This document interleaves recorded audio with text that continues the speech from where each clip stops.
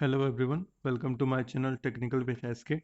Myself Sumit Kumar Srivastava, and today we are going to discuss about Clausius inequality and entropy. So let's start the topic. So Clausius inequality. If the amount of energy added by heating can be measured during the process and the temperature can be measured during the process, the Clausius inequality can be used to determine whether the process is reversible or irreversible by carrying out the integration in the Clausius inequality equation. तो मतलब क्या है यहाँ पर जो Clausius inequality का जो use है वो किस चीज़ के लिए होता है, आइडेंटिफाई करने के लिए या डिटरमाइन करने के लिए कि प्रोसेस क्या है, रिवर्सिबल है या इरिवर्सिबल। कैसे? Cyclic integral of D Q by T if less than 0, that means the process is irreversible. Cyclic integral of dq by t is equal to 0, that means the process is reversible. And cyclic integral of dq by t is greater than 0, which is impossible, जो कि क्या है, impossible है। dq by t का cyclic integral greater than 0 हो नहीं सकता। तो कोई भी प्रोसेस जो साइक्लिक हो या क्लोज हो, उस केस में क्या है, हमारा ये जो क्लासेस इनइक्वालिटी इक्वेशन है एप्लीकेबल रहेगा। और जो ये डी क्यू बाई टी होता है, इस टर्म को डी क्यू बाई टी, इस टर्म को अपन क्या कहते हैं, एंट्रोपी कहते हैं। यहाँ क्यू क्या है, हीट है, और टी क्या है, टेम्परेचर। तो एंट्रोपी क्या है, it is a measurement of degree of disorderness और randomness associated with the molecules. It is a measurement of degree of disorderness or randomness associated with the molecule.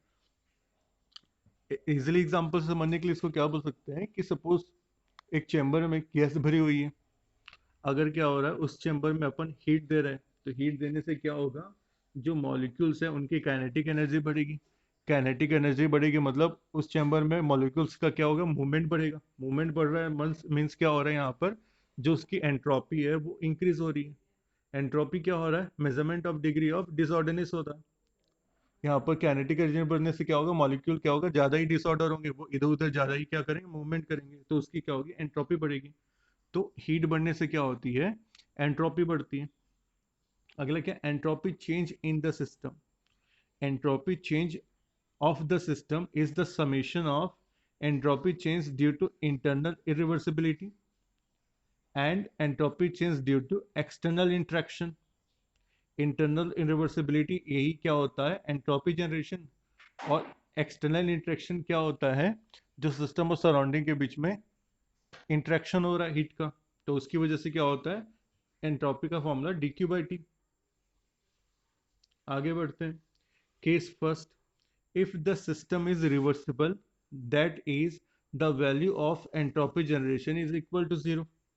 अगर system क्या है, reversible है, उस case में क्या होगा, जो एंट्रोपी जनरेशन इक्वल टू 0। तो इक्वेशन हमारा क्या हो जाएगा, D Q D S is equal to D Q by T. Overall क्या था हमारा फॉर्मूला, जो एंट्रोपी का क्या था, इंटरनल इरिवर्सिबिलिटी, जिसको क्या बोलते थे अपन, एंट्रोपी जनरेशन, प्लस क्या होता था, एक्सटर्नल इंटरेक्शन, जिसको बोलते थे क्या, डी क्यू बाई टी। तो ये जो एंट्रोपिक जनरेशन है क्या होगा, इज इक्वल टू 0, किस केस में, रिवर्सिबल केस में। तो ओवरऑल क्या आया, D S is equal to D Q by T. If heat is supplied to the system, then the entropy change of the system is having positive value. अगर क्या हो रहा है, सिस्टम में हीट ऐड हो रहा है, हीट ऐड मतलब क्या होता है, पॉजिटिव वैल्यू होती है। तो पॉजिटिव मतलब डी क्यू जो होगा क्या होगा, ग्रेटर देन 0 होगा। dq greater than 0, that means dq by t will be greater than 0। और dq by t का टर्म क्या बोलते हैं अपन, change in entropy, ds is greater than 0। if heat is rejected from the system, then the entropy change of the system having a negative value। अगर जो system है, अगर सिस्टम से क्या हो रही है, हीट क्या हो रही है, बाहर निकल रही है, तो बाहर निकल रही है, उस केस में क्या होती है, जो हीट की वैल्यू निगेटिव होती है। दैट मीन्स डी क्यू जो होगा क्या होगा, less than 0। D Q less than 0, that means D Q by T जो होगा वो भी लेस देन 0। तो ओवरऑल एंट्रोपी चेंज जो होगा is less than 0। If the system is well insulated, then the entropy change of the system is equal to zero. अगर क्या हो रहा है, सपोज ये आपका सिस्टम है और ये क्या है, वेल इंसुलेटेड है। वेल इंसुलेटेड का मतलब क्या हो रहा है कि कोई हीट का इंट्रैक्शन सिस्टम से सराउंडिंग में नहीं हो रहा है। दैट मीन्स क्या हो रहा है कि जो डी क्यू है वो क्या हो रहा है, is equal to zero. D Q is equal to zero, that means D Q by T will be equal to zero. Overall क्या हुआ, डी एस जो होगा इज इक्वल टू जीरो। तो अपन क्या कह सकते हैं, if the system is reversible and adiabatic then it has to be isentropic. मतलब एडियाबेटिक क्या होता है, हीट इंटरेक्शन जीरो। तो प्रोसेस रिवर्सिबल और एडियाबेटिक होगा तो उस केस में क्या होगा, इस क्या होना चाहिए, जो प्रोसेस है उसे आइसेंट्रोपिक होना चाहिए। आइसेंट्रोपिक का मतलब क्या होता है कि जो एंट्रोपी है सिस्टम की ओवरऑल क्या होनी चाहिए, कांस्टेंट होनी चाहिए। मतलब S1 इज इक्वल टू क्या होना चाहिए, S2। अगर S1 is equal to S2 है तो क्या होगा, जो चेंज इन एंट्रोपी है इज इक्वल टू जीरो होगा। वही क्या होता है, उसे ही क्या कहते हैं अपन, आइसेंट्रोपिक। आइसेंट्रोपिक मतलब एंट्रोपी कांस्टेंट। आगे बढ़ते हैं। Case two, if the system is irreversible then the entropy is given by। irreversible का केस में क्या होगा, जो अपना इक्वेशन है उसमें एंट्रोपी जनरेशन भी काउंट होगा और एक्सटर्नल इंटरेक्शन भी काउंट होगा। तो ओवरऑल फॉर्मूला क्या होगा, D S is equal to entropy generation plus D Q by T.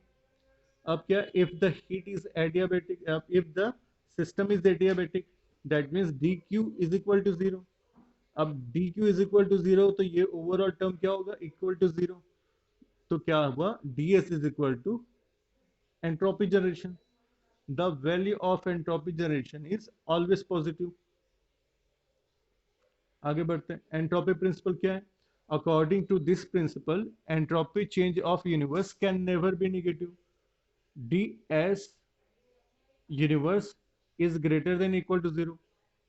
मतलब जो entropy change in entropy universe की क्या होती है, या तो पॉजिटिव होगी या इक्वल टू जीरो होगी, लेकिन क्या है कभी भी जीरो क्या होती है, निगेटिव नहीं हो सकती है।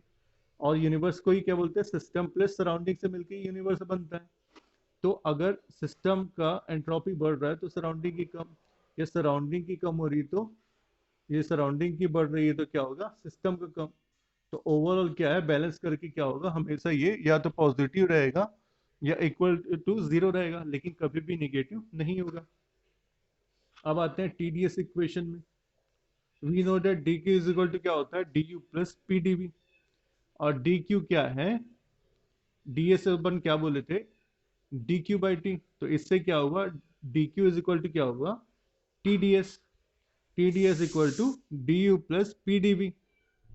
इक्वेशन एक मिल गया अपन को। Also we know that enthalpy is equal to क्या होता है, यू प्लस पी वी। तो अपन इसका डिफ्रेंशिएट करते हैं दोनों साइड, तो क्या होता है, D H is equal to D U plus P D V plus V D P.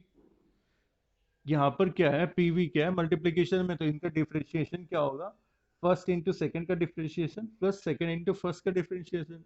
तो उसके हिसाब से क्या आया, P D V plus V D P. तो ओवरऑल अपन क्या लिख सकते हैं, D H is equal to D Q plus V D P. D Q यहाँ पर क्या हुआ, D U plus P D V को अपन ने क्या लिख दिया, डी क्यू। तो overall D Q is equal to क्या हुआ, D H minus V D P.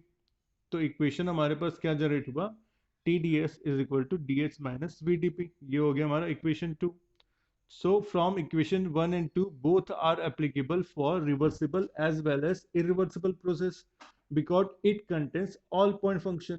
यहाँ पर क्या है, V volume, P pressure, H enthalpy, S entropy, तो सभी क्या है, प्रॉपर्टी। प्रॉपर्टी है तो क्या होती है, सभी प्रॉपर्टी क्या होती हैं, पॉइंट फंक्शन होती हैं। तो ये जो इक्वेशन 1 एंड 2 क्या है, रिवर्सिबल इरिवर्सिबल दोनों केस में क्या होगा, एप्लीकेबल रहेगा। अब आता क्या है, इंटीग्रल फॉर्म ऑफ टीडीएस। हमें क्या पता, T D S is equal to D U plus P D V. T क्या है, नीचे ट्रांसफर करते हैं तो D S is equal to क्या आता है, D U by T plus P by T D V. और डी यू जो है इंटरनल एनर्जी, इसका फॉर्मूला क्या है, सी वी डी टी। और P V is equal to R T, या एम क्या मान के चलें कि यूनिट मास फ्लो रेट है। तो ओवरऑल अपन इनका क्या कर रहे हैं, इंटीग्रेशन कर रहे हैं। इंटीग्रेशन में एक लिमिट क्या रखे हैं, इनिशियल और फाइनल। तो इंटीग्रेशन करने के बाद क्या होता है, S F minus S I is equal to C V L N T F by T S plus R L N V F by V I. One upon T जो है, इसका जब इंटीग्रेशन करते हैं तो क्या आता है, एल एन टी। और एल एन टी में जब लिमिट लगा रहे हैं तो क्या होगा, L N T F minus T I, upper limit minus lower limit.